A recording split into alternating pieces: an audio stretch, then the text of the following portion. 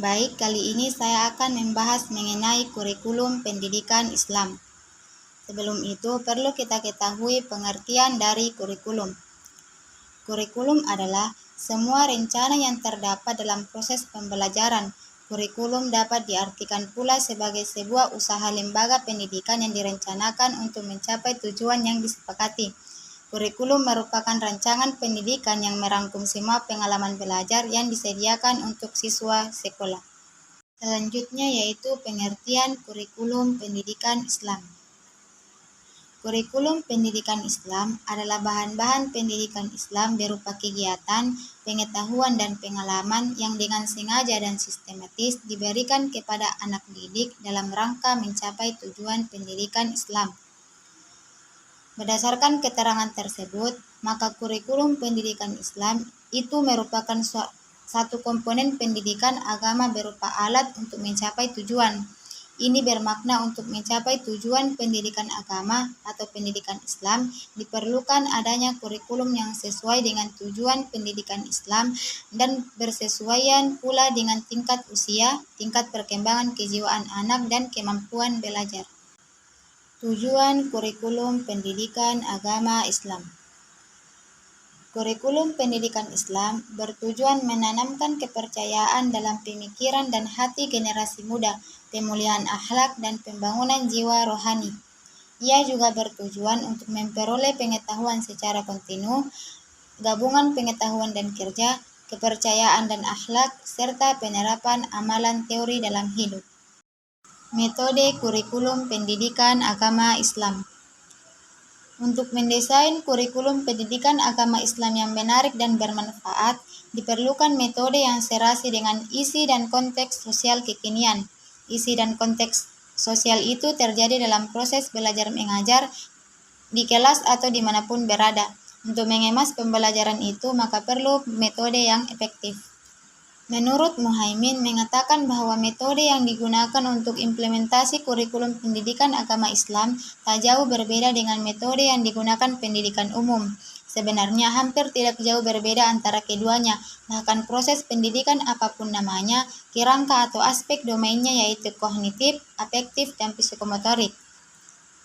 Oleh karena itu, pendidikan agama Islam harus berorientasi pada penyadaran dalam ketiga aspek tersebut. Ketiga aspek tersebut dalam pembelajaran pendidikan agama Islam tidak dapat dipisahkan antara satu dan lainnya.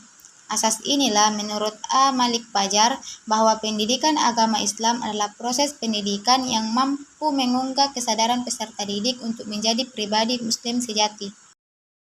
Metode yang perlu digunakan menurut A. Malik Fajar haruslah memiliki dua landasan.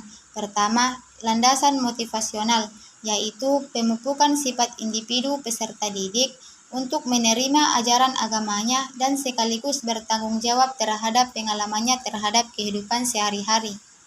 Kedua, landasan moral, yaitu tertanamnya nilai keagamaan dan keyakinan peserta didik sehingga perbuatannya selalu mengacu pada isi, jiwa, dan semangat akhlak karimah. Selain itu, supaya tersusunnya tata nilai dalam peserta didik dan bersumber pada ajaran yang otentik, sehingga memiliki daya tahan dalam menghadapi setiap tantangan dan perubahan zaman. Materi kurikulum pendidikan agama Islam. Selama ini, kurikulum pendidikan agama Islam adalah ajaran pokok Islam yang meliputi masalah akidah atau keimanan, syariah atau keislaman, dan akhlak atau insan. Tiga ajaran pokok kemudian dijabarkan dalam bentuk rukun iman, Islam, dan ihsan.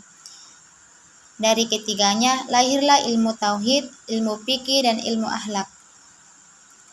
Kurikulum pendidikan agama Islam seharusnya bersentuhan dengan segala aspek kehidupan manusia yang bersumber pada Al-Quran dan hadis, serta penalaran logis dan hasil observasi yang kaya dengan pengetahuan dan pengalaman hidup dan kehidupan.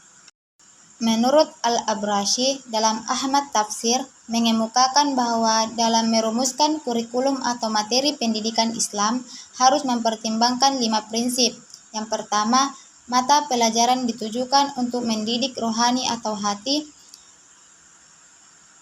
Artinya materi itu berhubungan dengan kesadaran ketuhanan yang mampu diterjemahkan ke dalam setiap gerak dan langkah manusia. Yang kedua, mata pelajaran yang diberikan berisi tentang tuntutan cara hidup. Pelajaran ini tidak saja ilmu fikih dan akhlak, tetapi ilmu yang menuntun manusia untuk meraih kehidupan yang unggul dalam segala dimensinya.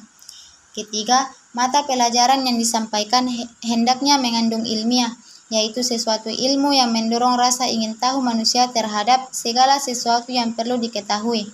Ilmu yang dibutuhkan untuk mencari karunia Allah melalui cara-cara yang mulia dan penuh perhitungan.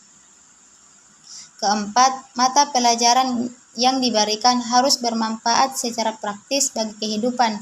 Intinya bahwa materi mengajarkan suatu pengalaman, keterampilan, serta cara pandang hidup yang luas. Kelima, mata pelajaran yang disampaikan harus membingkai terhadap materi lainnya. Jadi, ilmu yang dipelajari berguna untuk ilmu lainnya. Selanjutnya yaitu evaluasi kurikulum pendidikan agama Islam. Evaluasi kurikulum pendidikan agama Islam tidak hanya diukur dengan alat atau instrumen tes tulis, melainkan dapat dilihat dari segi performance, akhlak, dan tindakannya. Sebenarnya pendidikan agama Islam justru mudah dilihat dari domain afektif dan psikomotornya daripada kognitifnya, walaupun kognitif juga penting.